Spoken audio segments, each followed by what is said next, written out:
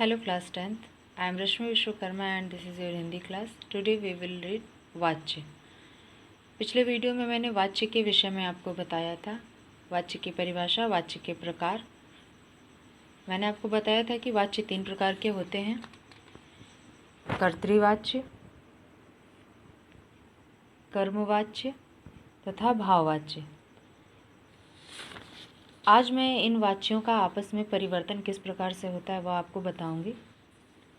इसमें क्या होता है कि कर्तृवाच्य का कर्मवाच्य में, कर्मवाच्य का कर्तृवाच्य में या फिर कर्तृवाच्य का भाववाच्य में, इस तरह से इनका आपस में परिवर्तन होता है। तो सबसे पहले मैं आपको यह बताऊंगी कि कर्तृवाच्य से कर्मवाच्य को किस प्रकार बदला जाता है। इसके कुछ पॉइंट्स हैं, नियम हैं, उनको मैं बता रही हूँ आपको कि कर्ता तथा कर्म का स्थान इच्छा अनुसार बदल सकते हैं। उदाहरण देखते चलिए, आपको ज़्यादा समझ में आएगा।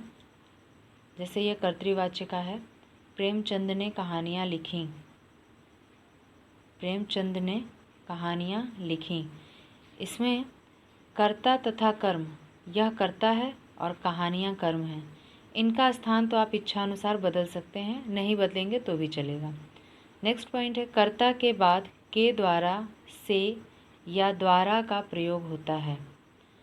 कर्ता के बाद आप के द्वारा लगा सकते हैं, से लगा सकते हैं या द्वारा लगा सकते हैं। तो कर्ता हमारा है प्रेमचंद, हम यहाँ पे के द्वारा प्रयोग कर लेते हैं, या नहीं चलिए द्वारा यहाँ पे प्रयोग है तो हम द्वारा ही प्रयोग करते हैं। तो हम इसको बनाएंगे प्रेमचंद द्वारा, ये इतना हो गया। प्रायः क्रिया में जा प्रत्यय का प्रयोग होता है।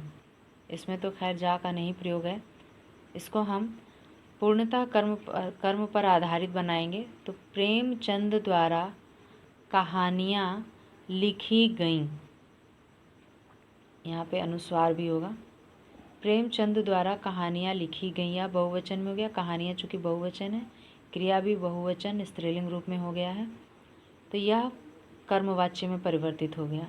नेक्स्ट है, मोहन पुस्तक पढ़ता है। तो मोहन करता है, मोहन के कर्ता के साथ हम के द्वारा या से या द्वारा लगाएंगे। तो मोहन द्वारा पुस्तक पढ़ी जाती है। देखिए यहाँ पर ता का प्रयोग आ गया है, जा प्रयोग आ गया है, तो यह हो गया कर्मवाच्य। मोहन द्वारा पुस्तक पढ़ी जाती है। नेक्स्ट पॉइंट है, कर्तृवाच्य से भाववाच्य में परिवर्तन। कर्तृवाच्य से भाववाच्य हम कैसे बनाएंगे? नियम है, कर्ता के बाद से, द्वारा या के द्वारा जोड़ें। ठीक है, इसका प्रयोग प्रायः असमर्थता प्रकट करने के लिए होता है। जैसे मैंने आपको जब भाववाच्य में एक्सप्लेन कर रही थी उस समय भी मैंने बताया था कि भाववाच्य में अक्सर असमर्थता को प्रकट किया जाता है, लेकिन कहीं कहीं समर्थता का भी भाव उसमें दिखाई देता है। क्रिया हमेशा अन्य पुरुष, पुल्लिंग तथा एक वचन के अनुसार होती है। ठीक है, अभी हम इसका प्रयोग देख लेते हैं। यह है कर्तृवाच्य, युवराज पढ़ रहा है। अब इसका हमको भाववाच्य बनाना है, तो युवराज द्वारा पढ़ा जा रहा है। इसमें क्रिया को प्रधान करना है, हमको क्रिया प्रधान हो रही है, इससे भाववाच्य बन रहा है। नेक्स्ट, मैं अब नहीं चल सकता। तो मैं का होगा मुझसे, अब नहीं चला जाता। यहाँ से जो है वो यहाँ से लिया, जैसे द्वारा या के द्वारा हटा के हमने से का प्रयोग कर लिया है। तो मुझसे अब नहीं चला जाता। चला जाता यह क्रिया ही प्रधान हो गई है भाववाच्य में। नेक्स्ट है, पक्षी घोंसलों में सोते हैं।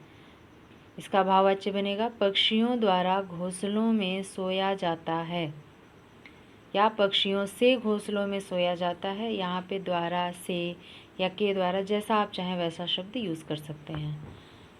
इसके बाद मैंने कुछ ऐसे उदाहरण लिख रखे हैं जिसमें कर्मवाच्य को कर्तृवाच्य में परिवर्तित किया गया, वापस कर्तृवाच्य में परिवर्तित किया गया। इसको करने के लिए हम क्या करते हैं कि जो हमारा कर्ता होता है उसके साथ ने का प्रयोग करके वाक्य को लिखते हैं। द्वारा हटा दिया जाता है और ने का प्रयोग कर लिया जाता है। तो कर्मवाच्य है, दिनेश द्वारा अपने कर्मचारियों को पुरस्कृत किया गया। तो हम इसका बनाएंगे, कर्ता के साथ ने का प्रयोग कर देंगे, दिनेश ने अपने कर्मचारियों को पुरस्कृत किया। ये हो गया कर्तृवाच्य। नेक्स्ट है, कर्मवाच्य में आज बच्चों द्वारा विद्यालय की सफाई की गई, कर्मवाच्य हुआ, इसका कर्तृवाच्य बनेगा आज बच्चों ने विद्यालय की सफाई की। तो यह प्रकार है जिसमें हम कर्तृवाच्य को कर्मवाच्य में, कर्मवाच्य को भाववाच्य में तथा फिर से भाववाच्य को कर्तृवाच्य में या कर्मवाच्य को कर्तृवाच्य में चेंज कर सकते हैं। उम्मीद है आपको यह समझ में आ गया होगा। Thank you so much.